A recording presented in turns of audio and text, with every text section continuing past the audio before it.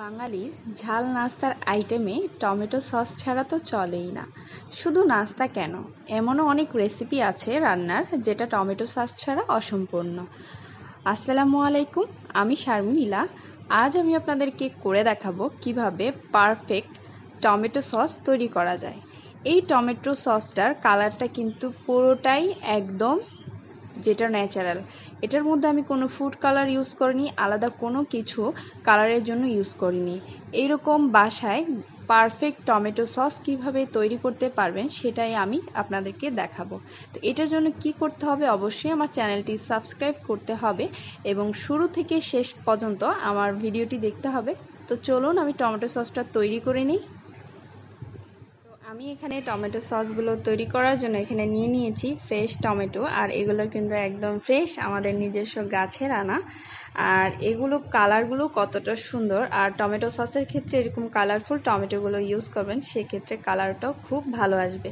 তো এখন আমি এগুলো ওয়াশ করে নিব। আর ওয়াশ করতে করতে কিছু কথা বলিনি, সেটা হলো যারা আমি বলতে চাচ্ছি যারা টমেটো সসগুলো তৈরি করবেন, টমেটো সসের ক্ষেত্রে আপনারা লাল টমেটোগুলো ইউজ করবেন আর কখনোই ফুড কালার ইউজ করবেন না। আর ফুড কালার থেকে আপনারা ন্যাচারালভাবে করবেন, তাহলে কালারটাও সুন্দর আসবে। তো আমি এখন এগুলো ওয়াশ করে নিয়ে একটা চপিং বোর্ডে ছুরি দিয়ে প্রথমে টমেটোগুলো আমি 4 ভাগ করে নিব। আর এই কাটাটা একটু ভালো মতো দেখবেন, কারণ কাটাটার উপর অনেকটাই টমেটো সসটা নির্ভর করে। তো আমি টমেটো সসের যে সাদা অংশটা আছে এটা কিন্তু ফেলে দিবেন, এটা শক্ত।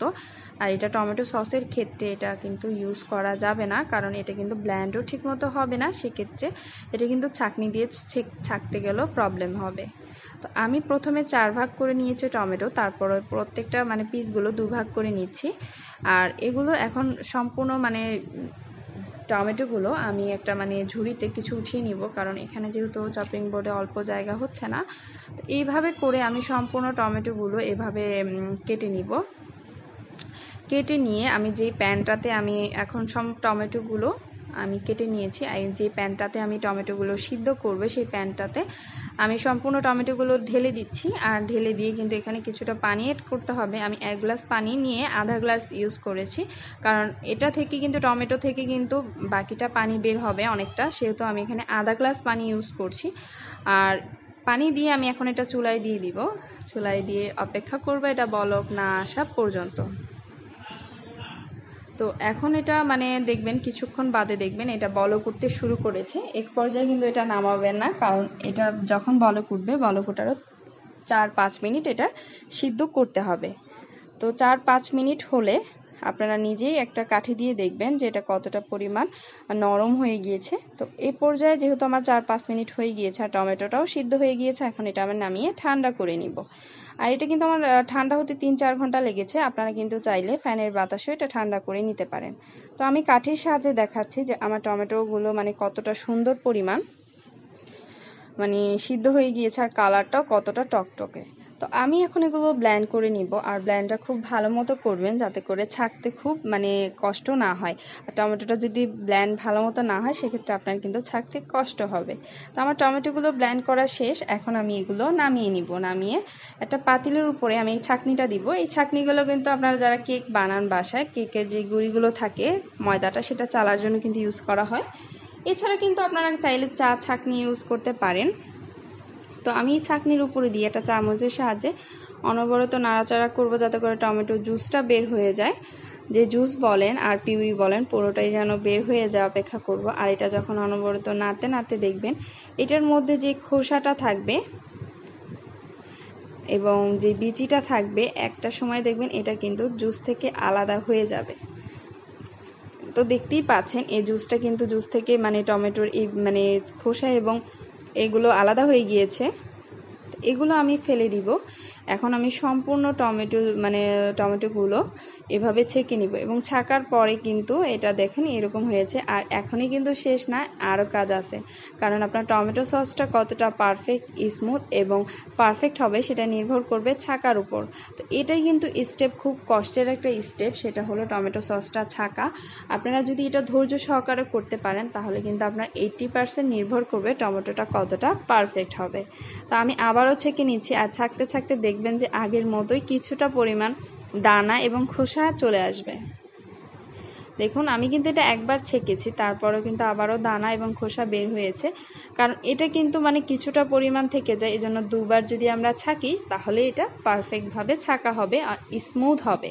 তো আমি এখন এই সম্পূর্ণ টমেটো সসগুলো ছেঁকে সরাসরি চলে যাব রান্নায়। তো আমি এটা চুলাতে দিয়ে দিলাম, আর প্রত্যেকটা পরিমাণ কিন্তু ডেসক্রিপশন বক্সে দেওয়া থাকবে। তো আমি এখানে দিয়ে দিচ্ছি এখন চুলায় দেওয়ার পর পরিমাণ মতো লবণ, আর দিয়ে দিচ্ছি আমি 1.5 চা চামচ পরিমাণ মরিচের গুঁড়া। আমি 1.5 চা চামচ এজন্য ইউজ করেছি, আমার কিন্তু এবং ঝাল এবং মিষ্টি মরিচ অ্যাড করা, কারো যদি শুধু ঝাল মরিচ থাকে সেক্ষেত্রে একটু কমিয়ে দিবেন। তো আমি এই মরিচটা অ্যাড করার পর আমি অনবরত নেড়ে যাব, আর এই পর্যায়ে কিন্তু কখনোই মানে টমেটো সসটা দিয়ে চলে যাবেন না, সেক্ষেত্রে নিচে লেগে যাবে, আপনার টমেটো সসটাও কিন্তু পারফেক্ট হবে না। তো আমি এটা খুব ভালো মতো নাড়াচাড়া করে নিব নিচে লেগে যায় কিনা। যখন এটা বলক চলে আসবে গরম, সেক্ষেত্রে আমি 1 কাপ চিনি দিয়ে দিব, আর চিনিটা কিন্তু গরম হয়ে যাওয়ার পর দিবেন, না হলে পানি বের হয়ে যাবে। তো আমি এটা অনবরত নাড়াচাড়া করব, নাড়তে নাড়তে দেখবেন এটা 1 ভাগ কমে মানে কিছুটা অর্ধেক পরিমাণ কমে এসেছে। সে পর্যায়ে আমি কিন্তু অনবরত নাড়াচাড়া করে যাব, যাতে করে এটা লেগে না যায়। আর কতটা পরিমাণ কমে যাচ্ছে আপনারা কিন্তু দেখতেই বুঝতে পারছেন। তো এখন আমি দিয়ে দিব আধা কাপ পরিমাণ ভিনেগার, আর ভিনেগারটা কিন্তু যখন আপনার টমেটো সসটা অর্ধেক হয়ে যাবে, যা পরিমাণ থাকবে পরিমাণটা অর্ধেক হয়ে যাবে, সেই ক্ষেত্রে ইউজ করবেন, প্রথমে কিন্তু ভিনেগারটা ইউজ করবেন না। তো আমি এটা আবারও অনবরত নেড়ে যাব, নাড়তে নাড়তে দেখবেন আবারও বলক আগের মতো চলে এসেছে। এই পর্যায়ে আমি কিন্তু কর্নফ্লাওয়ারটা অ্যাড করব, আর কর্নফ্লাওয়ারটা কী পরিমাণ আমি এখানে দিয়েছি পুরোটাই ডেসক্রিপশন বক্সে থাকবে। তো আমি এখন এগুলো পানি দিয়ে একটু গুলিয়ে নিব। গুলিয়ে আমি কিন্তু এখন এটা ইউজ করব, কর্নফ্লাওয়ারটা 2 বারে অ্যাড করব। অনেকেই দেখি কর্নফ্লাওয়ারটা ঢেলে দেন, এটা মোটেও করবেন না, সেক্ষেত্রে কর্নফ্লাওয়ারটা দলা দলা হয়ে যাবে এবং মিশবে না। আর এই পর্যায়ে কিন্তু নাড়াচাড়া করবেন। আমি 2 বারে কিন্তু কর্নফ্লাওয়ারটা মিশিয়ে নিলাম এবং অনবরত নাড়াচাড়া করতে থাকবেন, যাতে করে টমেটো সসটা নিচে লেগে না যায়, এবং এই পর্যায়ে কিন্তু লেগে যাওয়ার একটা চান্স থাকে, তা নাড়াচাড়া করব। যখন আমার একটা বলক চলে আসবে 3-4 মিনিট পর আমি চেক করব টমেটো সসটা হয়েছে কিনা। একটা বাটিতে নিয়ে কিছুটা পরিমাণ দিলে দেখবেন এটা যেহেতু গড়িয়ে যাচ্ছে, আমার টমেটো সসটা এখনও হয়নি, আমি আবারও অপেক্ষা করব 4 থেকে 5 মিনিট। মানে এটা আরেকটু আমি জাল করে নিব, যাতে করে এটা ঘন হয়ে যায়। 4-5 মিনিট পর আমি আবারও সেই আগের বাটিতে নিয়ে দেখব টমেটো সসটা হয়েছে কিনা। তো আমার টমেটো সসটা আগের মতো পড়ে যাচ্ছে না, তো এটা হয়ে গিয়েছে। তো আমি এখন এটা নামিয়ে ঠান্ডা করে নিব এবং এটা আমি পরিবেশন করব। তো এখন আমার টমেটো সসটা ঠান্ডা হওয়ার পরে দেখুন কালারটা কতটা সুন্দর এবং কতটা দেখতে লোভনীয় হয়েছে। এটার মধ্যে আমি কোনো ফুড কালার ইউজ করিনি, তারপরও কতটা সুন্দর দেখতে, মনেই হচ্ছে না এটা বাসায় তৈরি করেছেন। এরকম পারফেক্ট টমেটো সস আপনারা নির্ভেজাল বাসায় তৈরি করতে পারেন, সেক্ষেত্রে কিন্তু আপনাদের খরচটাও কম হবে, আর এটা কিন্তু অনেক স্বাস্থ্যকর। এটা আমি একটা কাচের বোতলগুলোতে ভরে নিচ্ছি, যাতে করে আমি 6 থেকে 8 মাস সংরক্ষণ করতে পারি। আর এগুলো আমি কাচের বয়মে ভরে নিয়েছি, আমার কাছে এখন যা অ্যাভেলেবেল আছে সেই কাচের বয়মে নিলাম। আমি একটা প্রাণের সসের বোতলেও এটা ভরে নিয়েছি। দেখুন এটা দেখতে মনেই হচ্ছে না যে আমি নিজে বানিয়েছি, মনে হচ্ছে কেনা টমেটো সস। তো এরকম পারফেক্ট টমেটো সস চাইলে নির্ভেজাল আপনারা বাসায় তৈরি করতে পারেন। আর আমার রেডি টমেটো সস। তো রেসিপিটা কত ভালো হয়েছে বাসায় ট্রাই করলেই বুঝতে পারবেন। আর নির্ভেজাল মুক্ত এবং ফরমালিন ছাড়া টমেটো সস বাসায় তৈরি করতে পারবেন এবং প্রিয়জনদের সাথে নাস্তায় উপভোগ করতে পারবেন। আর ভালো থাকবেন, আর আমার জন্য দোয়া করবেন। আসসালামু আলাইকুম।